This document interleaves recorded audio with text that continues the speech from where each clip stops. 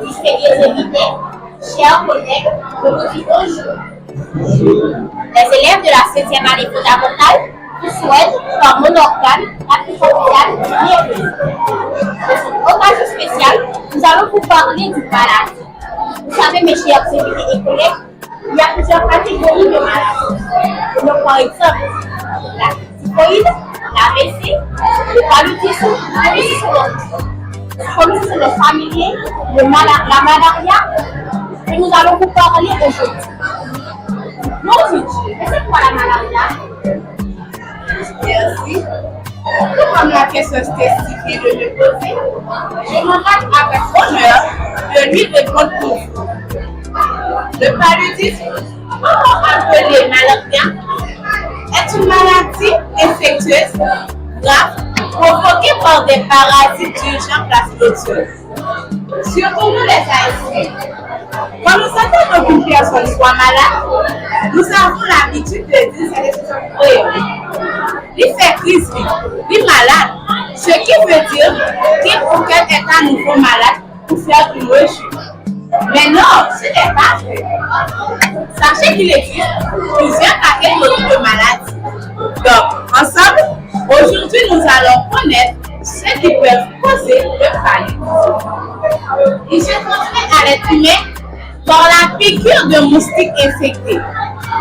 Cependant, il existe plusieurs catégories de moustiques. Dont on peut citer le moustique type qui pique le jour, le moustique commun, plus précisément l'anopheles, qui pique généralement la nuit et qui est responsable de la transmission du paludisme. Ça peut arriver qu'une moustique pique une personne et cette personne-là devient malade, mais elle n'appelle pas la malaria. Parce que la science nous a dit que ce sont uniquement les anophèles qui peuvent provoquer ce symptôme. Attention, sachez qu'il existe deux séries d'anophèles, les anophèles mâles et ceux des femelles. Malgré cela, ce sont uniquement les anophèles femelles qui peuvent provoquer ce syndrome parce qu'elles ont besoin de sang pour produire des œufs. Cette maladie touche principalement les régions tropicales et subtropicales, c'est-à-dire dans les régions où il faut chaud et dans certaines îles des Caraïbes, comme Haïti.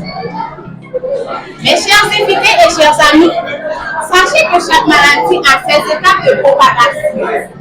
Donc aujourd'hui, nous allons voir les étapes de propagation de la maladie. La transmission du paludisme. Comme vous voyez, numéro 1, un moustique infecté pique une personne qui devient alors infectée.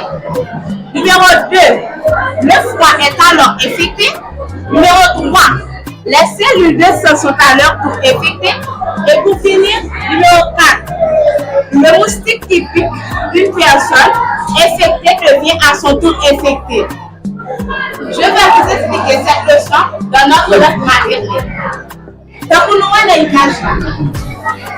Numéro 1, nous avons un moustique, je nous mets dans notre là. Qui pique un mot. Et puis, c'est même pas ça qui a un virus en deux fois.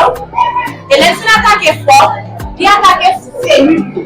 Et les attaques les cellules, les moustiques qui attaquent les virus en dollar, c'est lui-même qui peut piquer en l'autre, qui va attaquer même virus en dollar.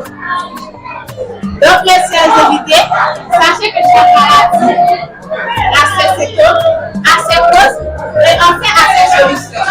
Et Nina, peux-tu nous aider s'il te plaît en nous donnant une réponse? Merci. On a dit de dire, c'est le moustique anophèle qui est responsable de la transmission du paludisme. Mais quelles sont les principales causes du paludisme? Les principales causes du paludisme. Le stade reste sur place, qui ne coule pas, créant les zones diagnostiques porteurs du paludisme et dans les autres salles.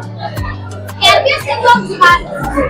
La personne peut avoir une forte fièvre, la diarrhée, Mollet de défense, non quand même des petits, et de taches rouges sur la peau. Les solutions du paludisme. La prévention passe par la lutte antiseptique avec des antibières et des produits antimoustiques. Ça, c'est pour une personne qui n'a pas encore la maladie. Pour une personne qui a déjà la maladie, le doxycycline, c'est un médicament très efficace contre le paludisme avec l'aide de médecine. Quelques conseils qui ne sont pas gardés, un tissu trempé dans un coin pendant 2 heures par jour. Cela attire les moustiques. Il ne faut pas non plus garder l'eau sale dans une maison pendant 2 heures par jour. Cela attire aussi les moustiques. Au nom de présence pour la société fondamentale et au nom de toute l'équipe, nous tenons à vous remercier pour votre présence et votre attention tout au long de cette journée d'exposition. Votre présence a grandement contribué à la réussite de cet événement.